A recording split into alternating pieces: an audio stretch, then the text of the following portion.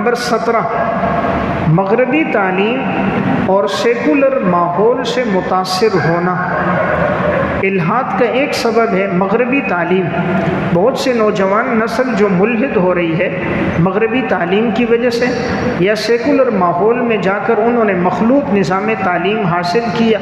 اس نظام کے اندر چونکہ پردہ نہیں ہے، حیا نہیں ہے، تعلیم دینے والے بے دین ہیں، شریعت پر اعتراض کرنے والے ہیں، وہاں پر مکمل آزادی ہے، فحاشی اور یعنی بے حیائی کا ماحول ہے، پڑھانے والے خود دین پر نہیں مستشرق اور ملحد ہیں، تو جو ان تعلیمی اداروں میں پڑھتا ہے تو اس کا پھر وہی ذہن بنتا ہے جو اس کے اساتذہ کا ہے، کیونکہ ان تعلیمی اداروں میں پڑھانے والے اکثر یا بے دین ہوتے ہیں، یا ان کا اپنا کوئی ایمان اور مذہب نہیں ہوتا، یا مستشرق ہوتے شریعت پر اعتراضات کرنے والے۔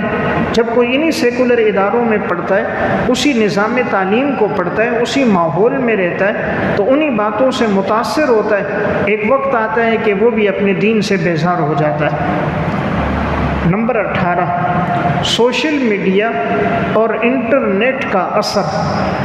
الحاد کی ایک وجہ آج کے دور میں سوشل میڈیا عام ہو گیا، انٹرنیٹ عام ہو گیا۔ اب سوشل میڈیا ایک ایسی چیز ہے کہ ہر انسان کے ہاتھ میں موبائل ہے، اور موبائل پر ہر چیز آ رہی ہے۔ اب بیان کرنے والا کون کیا بیان کر رہا ہے ہمیں نہیں پتہ، تو ہم کسی کا ایک شبہہ، کوئی ایک سوال اشکال سن لیا، تو اب اس کا جواب سمجھ نہیں آیا تو انسان اس سے متاثر ہو کر اپنے دین کو چھوڑ دیتا ہے۔ عموماً اشکال شبہات جلدی سمجھ آتے ہیں اور جواب دیر سے سمجھ آتا ہے، کیونکہ اشکال کی بنیاد جہالت پر ہوتی ہے، شبہ کی بنیاد علم پر ہوتی ہے، اور علم کی بات سمجھنے کے لیے عقل چاہیے، اور جب گناہ کر کر کے عقل پہ پردہ آ جائے، دل پر زنگ آ جائے، تو وہی کی بات جلدی سمجھ نہیں آتی۔ کلا بل ران علی قلوبہم ما کانوا یکسبون، گناہ کرتے کرتے انسان کے دلوں پہ زنگ لگ جاتا ہے، اس زنگ کی وجہ سے پھر اس کو بے دینی کی بات جلدی سمجھ آتی ہے، دین کی بات دیر سے سمجھ آتی ہے۔ تو بعض اس وجہ سے ملحد ہو رہے ہیں کہ سوشل میڈیا کا بیجا استعمال ہے، انٹرنیٹ کا بیجا استعمال ہے، اور ان سے وہ ہدایت حاصل کر رہے ہیں۔ آج کل چیٹ جی پی ٹی ہے، اس سے معلومات، گوگل سے معلومات، اس نے جو معلومات دیں اس کو حرف آخر سمجھ کر اختیار کیا، اس وجہ سے بہت سے نوجوان بھٹک گئے۔ نمبر 19، مذہبی سوالات کا تسلی بخش جواب نہ ملنا۔ کبھی الحاد کی وجہ یہ ہوتی ہے کہ انسان کے ذہن میں مذہبی اعتبار سے کوئی سوال آیا، اب وہ اس سوال کا جواب کسی محقق عالم سے نہیں پوچھتا، اب وہ خود ڈھونڈنے لگتا ہے کہ میں سوال کا جواب خود ڈھونڈوں گا، اپنی ناقص تلاش میں ڈھونڈتا ہے، اس کو نہیں ملتا، مطالعہ وسیع نہیں ہوتا، قرآن و سنت سے واقفیت نہیں ہوتی، شریعت کے مصادر مراجع کو نہیں جانتا، اپنے ناقص مطالعے میں جواب دیکھا اس کو نہیں ملا، تو متاثر ہو کر بے دین ہو گیا۔ اب یہ کمی اس کی تھی کہ اس نے اس شبے کا جواب نہیں ڈھونڈا، ورنہ ہر شبے کے جوابات علماء دے کر جا چکے ہیں، محققین علماء نے اس پر کتابیں لکھی ہوئی ہیں۔ تو ایسے وقت میں ضرورت ہے کہ انسان ایسے علماء کی طرف رجوع کرے جو ماہر فن ہو، ان سے پوچھے اور وہ اس کا تسلی بخش جواب اس کو دے دیں گے۔ نمبر 20، خود پسندی اور تکبر میں مبتلا ہونا۔ الحاد کا ایک سبب خود پسندی اور تکبر میں مبتلا ہونا۔ بعض اس وجہ سے ملحد ہو رہے ہیں، وہ یہ چاہتے ہیں ہمیں کسی کے سامنے جھکنا نہ پڑے۔ اب نماز میں چونکہ جھکنا ہے، اپنی پیشانی نیچے رکھنی ہے، اپنی اکڑ کو ختم کرنا ہے، تو عبادت میں عاجزی ہے، تواضع ہے، تو یہ انسانی نفسیات پر بڑی گراں ہے۔ جو آدمی خود پسندی میں ہو، تواضع نہ ہو، عاجزی نہ ہو، تو ایسے آدمی کے لیے عبادت مشکل ہوتی ہے۔ تو وہ اس میں پڑتا ہے کہ کیوں معاذ اللہ میں اسلام کو اختیار کروں، آزاد گھوموں، آزادی کی زندگی گزاروں، مذہب میں آؤں گا تو میرے اوپر بہت سی چیزیں پابندیاں ہوں گی، تو وہ مذہبی آزادی چاہنے کے لیے وہ ملحد ہو کر دین کو چھوڑ دیتا ہے۔ تو گویا ایک سبب موجودہ معاشرے میں الحاد کے پھیلنے کا خود پسندی اور تکبر ہے۔ نمبر 21، اپنی عقل پر زیادہ اعتماد کرنا۔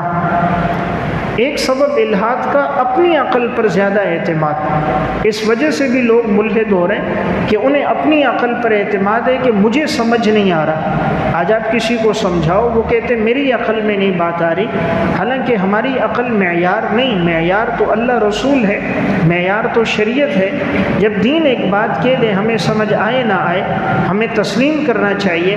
ہماری عقل ناقص، علم ناقص، مطالعہ ناقص، ہماری ناقص عقل میں کوئی چیز نہ آئے تو یہ اس کے نہ ہونے کی دلیل نہیں۔ ہم سے زیادہ عقل مند لوگ، سمجھدار لوگ گزر گئے۔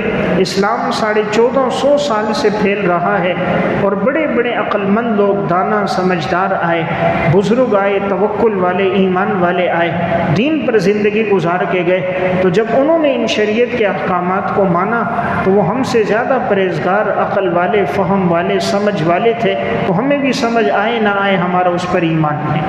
تو اس وجہ سے لوگ بھٹک رہے کہ انہوں نے اپنی عقل پہ غرور کیا، اس میں جو بات نہیں آئی تو انکار کر دیا، تو ملحد بن گئے۔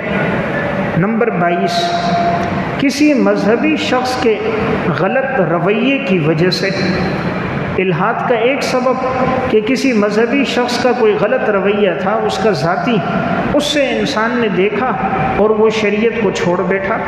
مثلا استاذ تھا، کوئی ساتھی تھا، یا کسی کے ساتھ اس کے معاملات تھے، بے و شراء کے معاملات، خرید و فروخت کے معاملات تھے۔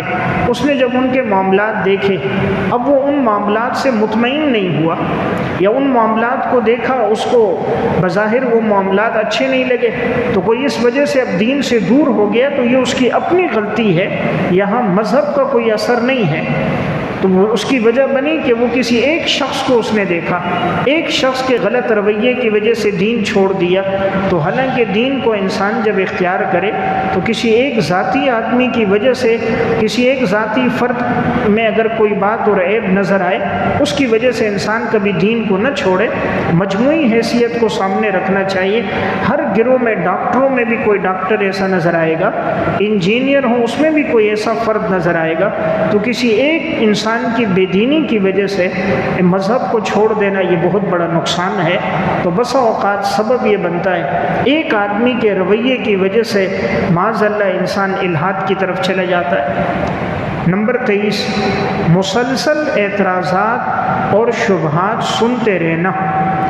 الحاد کا ایک سبب کہ لوگ ملحد کیوں ہو رہے ہیں، وہ مسلسل اعتراضات سن رہے ہیں، شبہات سن رہے ہیں، ایسے لوگوں کے بیانات سن رہے ہیں، کلپیں سن رہے ہیں، ایسے لوگوں کے لیکچر سن رہے ہیں کہ جو دین سے دور ہیں، وہ دین کی باتوں پر بات بات پر اعتراض کر رہے ہیں۔ اب چونکہ ہمارا اپنا علم ناقص ہے، ہمارے علم میں کوئی بات نہیں آئی، تو ہم وہ اشکال سنتے رہے، سنتے سنتے اشکال ذہن میں پختہ ہو گئے، شبہات پختہ ہو گئے، تو رفتہ رفتہ انسان دین سے ہٹ جاتا ہے۔ اس لیے جب تک علم پختہ نہ ہو، بے دین لوگوں کی گفتگو نہ سنی جائے، نہ ان کی مذہبی ان کتابوں کو پڑھا جائے۔ ہاں علم پختہ ہو، مطالعہ راسخ ہو، مذہبی معلومات پختہ ہوں، پھر انسان کو اچھے برے کے، صحیح اور غلط کی تمیز ہوتی ہے۔ نمبر 24، عبادت میں سکون نہ ملنا۔ الحاد کی ایک وجہ کسی نے عبادت کی اور اس کو وقتی طور پر سکون نہیں ملا، تو وہ یہ سمجھتا ہے کہ یہ مذہب ٹھیک نہیں، مذہب کو چھوڑ دیتا ہے۔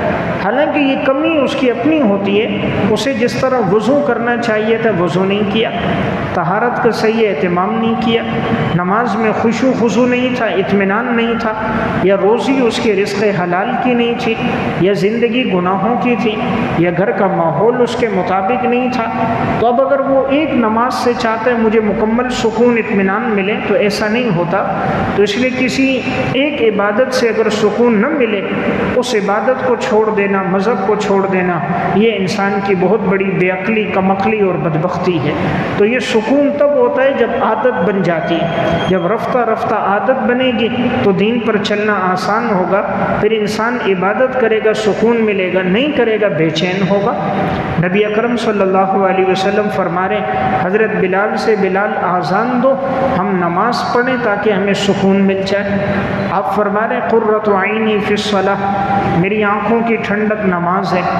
تو اس سے معلوم ہوا جب دین پہ وقت گزرتا ہے تو پھر ایک وقت آتا ہے کہ دین انسان کی فطرت بن جاتی اور اس پر چلنا آسان ہوتا ہے اور اس کو سکون ملتا ہے، اور اگر وہ نہ کرے تو وہ بے چین اور بے قرار ہوتا ہے۔ نمبر 25، علمی کمزوری اور سائنس کو مذہب کا حریف سمجھنا۔ یا تو علمی کمزوری، علم پختہ نہیں ہے، یا کبھی انسان سائنس کو مذہب کے خلاف سمجھ کر مذہب کا انکار کر دیتا ہے کہ سائنس کچھ کہہ رہی ہے، مذہب میں کچھ ہے۔ تو آج کا نوجوان سائنس کو زیادہ تسلیم کر رہا ہے، تو سائنسی باتوں کو اس نے لیا، مذہب کا انکار کر دیا۔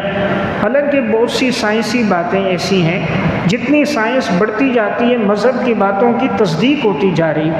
شریعت کے بہت سے احکامات جو پہلے نہیں سمجھ آ رہے تھے، آج سائنسی ترقی ہوتی گئی، ان چیزوں کا سمجھنا آسان ہو گیا۔ پہلے یہ سوال ہوتا تھا، ایک آدمی اگر کسی کو ثواب بھیجتا ہے، ایصال ثواب، تو یہ ثواب اسی کو پہنچے، کسی اور کو نہ پہنچے۔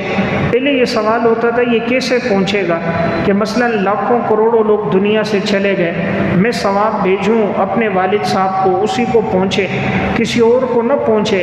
تو پہلے ذہنوں میں شکوک تھے یہ کیسے ہوگا۔ آج کے دور میں دیکھو سائنسی ایجاد ہے موبائل، ایک انسان ایزی لوڈ بھیجتا ہے، جس کو ایزی لوڈ بھیجتا ہے، جس نمبر پہ بھیجتا ہے اسی کو پہنچتا ہے۔ اب کروڑوں انسانوں کے پاس موبائل ہے، ہر موبائل میں سمیں ہیں، اور پوری دنیا میں اس وقت آپ دیکھو 7 ارب کے قریب آبادی ہے۔ صرف اپنے ملک میں دیکھا جائے تو 24 کروڑ کے قریب آبادی ہے، اور اس میں سے تقریباً 19 کروڑ افراد موبائل استعمال کرنے والے ہیں۔ تو اب جس کو آپ بھیج رہے ہیں اسی کو پہنچ رہا ہے۔ تو جب انسان ایک ایسا آلہ بنا سکتا ہے کہ جس کو ایزی لوڈ بھیجے اسی کو پہنچے، تو اگر کوئی انسان ایصال ثواب بھیجے متعینہ انسان کو پہنچے تو اس میں کیا حرج ہے۔ تو کبھی ایزی لوڈ 50-100 روپے کا، کبھی 1000 کا، ایصال ثواب کبھی آدھا 1 سپارے کا، کبھی پورے قرآن کا، وہ جس کو بھیجے گا اسی کو پہنچے گا۔ پہلے یہ سوال تھا کہ عذاب قبر ہوتا ہے، روح تو اوپر ہوتی ہے علیین میں، نیکوکار ہو، گناہگار ہو سجین میں، تو روح کا جسم سے تعلق کیسے ہوتا ہے؟ بعض لوگوں کو نہیں سمجھ آئی، وہ انکار کرتے تھے۔ آج کے دور میں موبائل دیکھیں، ایک آدمی یہاں سے بات کرتا ہے امریکہ میں، یورپ میں، درمیان میں کوئی تار لگی بھی نہیں ہے، یہاں کی بات وہاں پہنچ رہی ہے، وہاں کی بات یہاں پہنچ رہی ہے، دونوں موبائلوں کا آپس میں کنیکشن، تعلق جڑ گیا، خوشی کی خبر سے خوش ہو رہا ہے، غم کی خبر سے پریشان ہو رہا ہے۔ جب ایک انسان ایک آلہ بنا کر ایک کا تعلق دوسرے سے جوڑ سکتا ہے، اللہ اپنی قدرت سے روح کا تعلق جسم سے جوڑ دے، اس میں کیا حرج کی بات ہے۔ تو میں عرض کر رہا ہوں سائنس اگر ترقی کرے تو یہ مذہب کی حریف نہیں ہے، بہت سی مذہبی باتوں کا اب سمجھنا آسان ہو گیا۔ پہلے لوگ کہتے تھے یہ سوال کہ اعمال کو کیسے تولا جائے گا، اعمال تو اعراض ہیں، ان کا تو جسم نہیں ہے، تولا تو اس چیز کو جائے جس کا جسم ہو، تو اعمال کیسے تلیں گے۔ آج کے دور میں دیکھیں، محکمہ موسمیات والے بتاتے ہیں اتنی سینٹی گریڈ گرمی ہے، اتنی سردی ہے۔ اب دیکھا جائے تو یہ دونوں چیزیں اعراض میں سے انسان بتا رہا ہے۔ یا ایک آدمی ڈاکٹر کے پاس جائے، وہ بتاتا ہے آپ کو جو ہے اس وقت آپ کے جسم میں شوگر کی مقدار اتنی ہے، بلڈ پریشر کی مقدار اتنی ہے۔ اب یہ چیزیں اعراض میں سے، لیکن انسان ایک آلے کے ذریعے بتا رہا ہے۔ تو جیسے آج کی سائنسی ایجادات سے اعراض کو تولا جا سکتا ہے، ناپا جا سکتا ہے، اللہ اپنی قدرت سے اگر اعمال کو تول دے تو اس میں کون سی حرج کی بات ہے۔ پہلے یہ سوال ہوتا تھا لوح محفوظ میں ریکارڈ کیسے محفوظ ہے، وہ کتنی بڑی کتاب ہوگی، کیسے ریکارڈ ہوگا۔ آج کے دور میں تقریب الفہم کے لیے انسان کے پاس ایک میموری کارڈ ہے، 128 GB کا ہے، ہارڈ ڈسک لو 1000 GB کی ہے، اس میں اگر ایک انسان ڈالتا رہے، کتابیں ڈالے 1000 GB اتنی بڑی چیز ہے کہ اگر ان کتابوں کو آپ علاقے میں پھیلائیں تو پورا شہر بھر جائے، لیکن اگر اس میں ڈالیں تو ایک ہارڈ ڈسک میں سب آ جائیں، حالانکہ وہ دیکھا جائے تو 4 سے 5 انچ کی ہے۔ تو 5 انچ کی چیز میں اگر ایک انسان لاکھوں کتابیں ڈال سکتا ہے، اور تفصیل میں جائیں تو شہر بھر جائے، اجمال میں جائیں تو 5 انچ یا میموری کارڈ جو 1 انچ، تو اللہ اگر پوری انسانیت کا ریکارڈ لوح محفوظ میں محفوظ کر لے تو اس میں آخر حرج کی بات کیا ہے؟ اللہ نے مجھے اور آپ کو دماغ دیا، ہمارا یہ دماغ چھوٹا سا ہے اور اس میں ہماری پوری زندگی کا ریکارڈ ہوتا ہے۔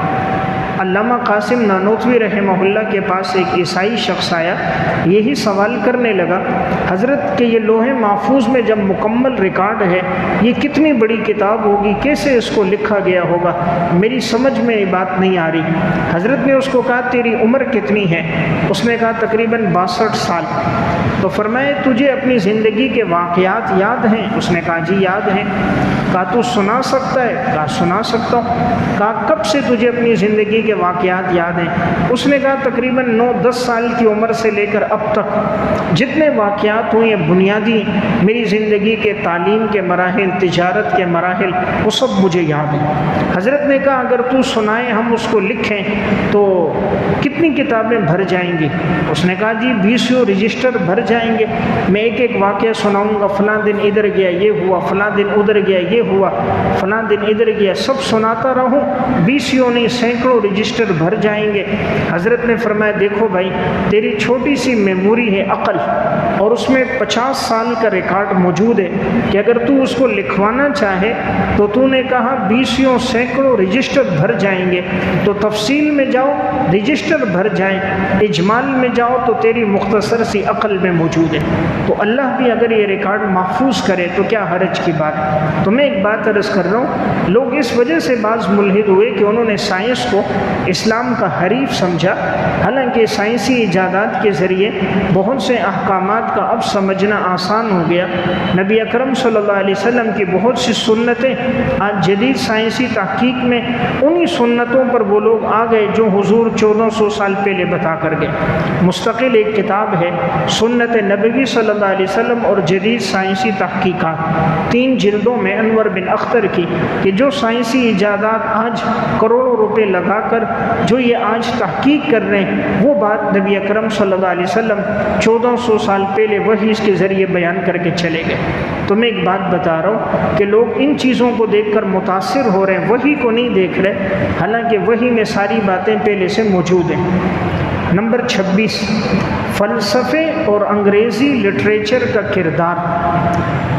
الحاد کی ایک وجہ بعض نوجوان کیوں ملحد ہوئے فلسفہ پڑھ کر یا انگریزی لٹریچر پڑھ کر، کہ انہوں نے مذہبی کتابوں کو نہیں پڑھا، قرآن کو، تفسیر کو، صحابہ سلف کے اقوال کو، انہوں نے صرف انگریزی لٹریچر کو دیکھا، یا فلسفے کی صرف عقلیات کی کتابیں پڑھی، اور وہ لکھنے والے خود بے دین تھے، ملحد تھے، مستشرق تھے، جس ماحول میں تعلیم دی گئی وہ ماحول بے دینی کا تھا، پڑھانے والے خود بے دین تھے، تو انہوں نے اس قسم کے شبہات، اشکالات نوجوانوں کے سامنے رکھے اور ان کا علم ناقص تھا، تو وہ ان شبہات سے متاثر ہو کر دین سے بیزار ہو گئے۔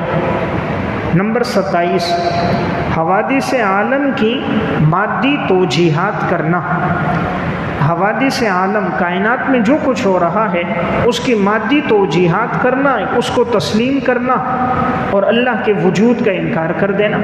جیسا کہ ایک سائنسدان گزرا تھا نیوٹن، یہ ایک دفعہ باغ میں بیٹھا ہوا تھا، اس نے باغ میں دیکھا ایک سیب اوپر سے نیچے گرا، تو یہ سوچنے لگا کہ یہ سیب نیچے کیوں گرا، یہ اوپر کی طرف کیوں نہیں گیا، تو اس نے اس پہ تحقیق شروع کی، تو یہ اس نتیجے میں پہنچا کہ زمین کے اندر جو ہے وہ مادہ ثقل ہے، کہ کوئی بھی بوجھ والی چیز ہو زمین اس کو اپنی طرف کھینچتی ہے، کشش ثقل ہوتی ہے جس کی وجہ سے وہ اس کی طرف آتی ہے، تو یہ اس نتیجے میں پہنچا کوئی بھی بوجھ والی چیز ثقل والی ہوگی تو زمین اس کو اپنی طرف کھینچے گی۔ اس نے اس کو بنیاد بنایا۔